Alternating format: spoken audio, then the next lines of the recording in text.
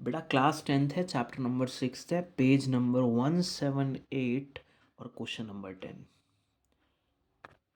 In figure बेटा P A दे रखा है, क्यू बी दे रखा है और आर सी दे रखा है। आर ईच आपस में ये लोग परपेंडिकुलर हैं to the A C. So they are three perpendiculars, तीनों आपस में, वहाँ ईच लग रहा है वर्ड। ईच मतलब ये इसके लिए, ये इसके लिए, या आपस में। सब कैसे हैं? सब है परपेंडिकुलर। सब कैसे हैं? सब बहुत अच्छे हैं। सब क्या है? परपेंडिकुलर। अब मैं क्या करूँगा? I am joining this. मैं इससे क्यों ज्वाइन करने में बिलीव रख रहा हूँ? अरे ट्राइंगल बनेगा और सिमिलैरिटी वाली चीज़ें लगाएंगे। क्वेश्चन में आर सी जो है, उस जो लेंथ है आर सी की वो जेड है, और जेड किसके बराबर? सर 6 के बराबर। जो क्यू बी की लेंथ है वो नहीं बताई, वो वाई है। इसी तरह से एक एक्स भी है, और एक्स की लेंथ कितनी दी गई है? 8 दी गई है। कह रहा वाई बताओ किसके इक्वल होगा। विदाउट एनी ट्रिक मैं सिर्फ इस वाले ट्राइंगल के बारे में बात करूंगा और कोशिश करूंगा इसे सिमिलर करने की। बेटा मैं अब क्या कह रहा हूँ? ए बी क्यू और ए सी आर क्या सिमिलर होंगे? ए बी क्यू और ए सी आर, हाँ जी होंगे सर। एक तो एंगल ए ही मिल गया मैं कॉमन, और आप ए बी क्यू कह दो 90 डिग्री, और सर ए सी आर कह दो 90 डिग्री। एक तो ये तरीका है। दूसरा बढ़िया सा तरीका ये है जी, वो कह रहा था परपेंडिकुलर हैं ये तीनों आपस में, तो यानी कि ये दोनों भी परपेंडिकुलर हैं। आपको पता होगा दो परपेंडिकुलर लाइन जब स्ट्रेट भागती हैं, अगर परपेंडिकुलर है ना दो लाइंस, ये भी स्ट्रेट ये भी स्ट्रेट, तो वो पैरेलल भी होती हैं। पैरेलल होंगी तो ये एंगल इक्वल होगा इसके। एक सेकेंड ऐसे कर लो, पैरेलल हुई तो कहते हैं ना this upon this is equal to this upon this. तो दो चीजें मिल गई बच्चे को, ए बी अपॉन में बी सी, और ए क्यू अपॉन में क्यू आर, तो तब भी सिमिलर हो जाएगा। तो बेसिकली ये दोनों ट्राइंगल आप सिमिलर करो सबसे पहले, ए क्राइटेरिया से हो जाएगा। सोचो सिमिलर हो गए तो मैं पहले इस छोटे वाले ट्राइंगल पे आओ फटाफट से। छोटे वाले पे कहो कि ए बी, क्या कहो कि ए बी अपॉन में ये पूरा बड़ा वाला ट्राइंगल। अब की बार जी A B upon A C is equal to, अब की बार पहले छोटा लिया था ना तो छोटे का बेस बोलो, यानी कि सर बी क्यू कहो या वाई कह लो। अब बड़े वाले का बेस प्रोपोर्शनेट में डालो, यानी कि सी आर बोले तो जेड, और जेड बोले तो 6। भाई ये पहली क्वेश्चन बनेगी। तुम्हारा मेन काम क्या है? तुम इसको इसके सिमिलर कर जाओ किसी भी तरीके से। फिर क्या कहो कि this upon this and this upon में दिस। ये लिखा है मैंने फर्स्ट इक्वेशन। अब यार हम क्या करेंगे? अच्छा मैं ये क्यों कर रहा हूँ? क्योंकि ना मेरे को ये भी प्रोवाइड कराया गया, ये भी, ये नहीं दिया। तो मैं पता क्या बनाना, मैं तुम्हें बता रहा हूँ भाई मैं करने क्या वाला हूँ। मैं क्या सोच रहा हूँ? मैं ये सोच रहा हूँ, मैंने कहा यार ये दोनों सिमिलर कर दूं अगर, तो दिस अपॉन पूरा ये चलाऊंगा रिस्पेक्ट में, और दिस अपॉन दिस, जैसे कि ये आया। इसी तरह से इन्होंने तो मिलाया नहीं, पी क्यू को आगे क्यू से सी जोड़ा नहीं है, पर हमें जोड़ना होगा। मैंने शुरू में क्यों नहीं जोड़ा? मैंने कहा यार हम कंफ्यूज हो जाएंगे। बेटा अब की बार ना मैं दूसरे वाले ट्राइंगल पे लेके चलूंगा आप लोगों को, अगर आप लोग चलना चाहोगे तो बस कुछ ऐसी इमेजिनेशन। हाँ जी यार, ये पूरा ट्राइंगल मतलब ए सी ए पी सिमिलर कर जाओ सी बी क्यू के। ईच 90 होगा और कॉमन भी होगा। ये जो है ना ये वाला एंगल, ये दोनों में आ रहा है, इसमें भी और इसमें भी।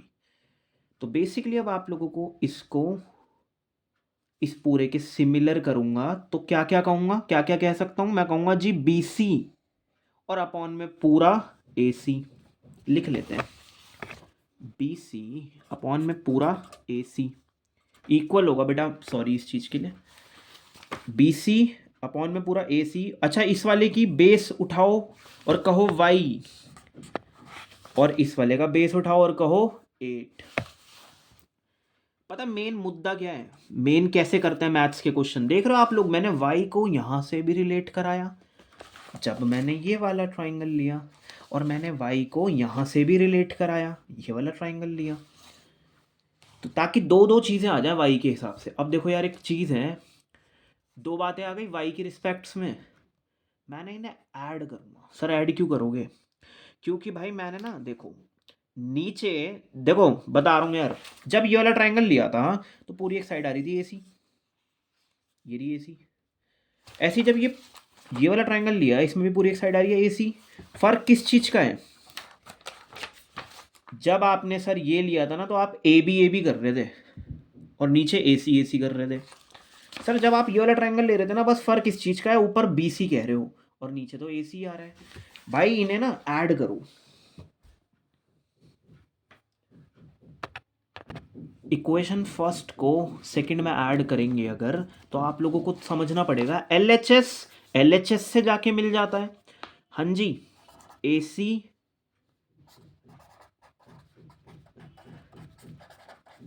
और RHS से जाके मिल जाता है। देखो ये कुछ बनेगा। मैं इस पे बिलीव क्यों कर रहा हूँ? मैंने कहा यार बेस सेम है, कहता ना एलसीएम नहीं लेते जब बेस सेम होता है, ऊपर वाले क्या हो जाते हैं? ऐड हो जाते हैं। अरे AB प्लस BC मिलकर क्या बनेगा? AC। तो न्यूमरेटर में मैं लिखना पसंद करूंगा AC, और डिनोमिनेटर में AC है ही।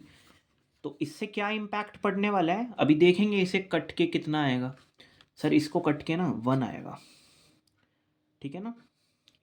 ये बिल्कुल इसकी तरह है, 2/2, 2 1 जा 2, सेम वाले कैंसिल होके 1 बनाते हैं। पता क्या हुआ?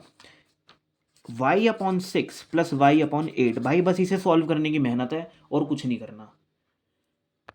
इसे तो अभी हम कर लेंगे एलसीएम वगैरह लेके। वैसे सीखने को क्या मिलता है इस क्वेश्चन से, कि नज़रिए बदलो अपने, कि भाई पहले इस वाले ट्राइंगल पे आओ क्योंकि उसमें भी y का जिक्र है, फिर इसमें भी आओ और क्या कर जाओ, सिमिलर ही तो करूँगा। ये देखना इसको और उसको, है ना? ऐसे ही थोड़ी ना क्वेश्चन में तीनों परपेंडिकुलर दिए हैं, तो सिमिलर करने पे बिलीव करो, दो चीज़ें निकालो, वहाँ से उन्हें ऐड करो। देखो अपने आप पता चलेगा, बेस सेम है ना, तो ऐड करो। एक बार 6 और 8 का ना एलसीएम लेंगे, रिस्क नहीं लेंगे। 6 8 या 48 नहीं कहूँगा, क्योंकि दोनों का आपस में एक दूसरे की टेबल में आना जाना लगा रहता है। 2 3 जा 6, 2 4 जा 8, 2 से ही करूँगा, 3 को ऐसे ही रखूँगा, 2 1 जा और कहूँगा 3 1 जा 3, 3 2 जा 6, 6 2 जा 12, 24। भाई एलसीएम तो 24 आ रहा है, 48 तो आ नहीं रहा, इसलिए भाई एलसीएम लिया करो। क्रॉस करा सकता है एग्जाम में, हमेशा क्रॉस काम नहीं करेगा। ऊपर वाले को ऐसे रखो, वाई को कहो नीचे वाले की किससे करूं जो नीचे वाला ही बन जाए। 6 की किससे करूं 24 आ जाए। सर 6 4 जा 24, साइन कॉपी कर दो, ऊपर वाला सेम ऐसे ही लिखो। 8 की किससे करूं जो 24 आ जाए। सर 8 3 जा 24, फटाफट से कर लेते हैं इसे। 4y plus 3y is equal to 24, और ये सब बराबर 1 के, ये इधर जाएगा तो 24। आई थिंक ये 7y हो जाएगा, और फिर y तो आप लोग बहुत अच्छे से निकाल ही लोगे। आप क्या कहोगे? आप कहोगे सर 27/y। देखो यार इसके ऊपर ना एक ट्रिक बताई जाती है बच्चों को, कि 1/y मतलब बीच वाला हमेशा इक्वल होता है 1/x प्लस 1/z के। ये कहाँ से आ गई चीज़ें? ये वहाँ से आ गई। देखो तुम न्यूमरेटर में तुम, सर आपने डायरेक्ट ट्रिक क्यों नहीं लगवाई? दूसरी बात, कभी कभी इसे प्रूफ करवाने के लिए बोला जाता है क्वेश्चन के अंदर। तो ये सब चीज़ें कैसे होंगी जी? ऐसे ही होंगी। इस वाले ट्रायंगल को उठाओ, ये देखो बना कैसे ये। और जिन्हें बढ़िया समझना है ना, तो देखा जाए तो ये वही चीज़ें तो बन गई, मतलब 1 के इक्वल रखा, ठीक है ना? y कॉमन करूँगा अगर, तो क्या कहूँगा 1/6 1/8। y अगर कॉमन करूँगा, अरे ये 6 और 8 क्या थे? अरे 6x होगा और ये शायद z होगा, है ना? कुछ ऐसा ही होगा। ये x और z थे और जो मांग रहा था वो y था, और सामने तो 1 बन ही जाता है, ठीक है ना? आप भी अगर करते रहोगे ना इस क्वेश्चन को, आप पाओगे कि यार ये तो सारा इसी का रूप ले लेता है। क्योंकि ना तुम्हारा न्यूमरेटर में तो 1 आएगा, तुम ये नहीं कह सकते कि y सर हमारी इच्छा के हिसाब से ऐसे हो जाए। नहीं, न्यूमरेटर में 1 क्यों आएगा? तुम इस ट्राइंगल के पीछे भागोगे, तुम ए बी रखोगे, इसके पीछे भागोगे बी सी रखेंगे, और आज नहीं तो कल ए बी और बी सी ए सी बना देगा, और फिर वो ए सी से ए सी कट होके ना 1 बना देगा। तो आप बहुत अच्छे से करो इसे बेटा। कभी कभी हम बच्चों से ये भी कहते हैं कि ये ना ऐसा होता है, ये देखो ये ऐसा होता है, ठीक है ना। तो भाई क्वेश्चन निपटाओ।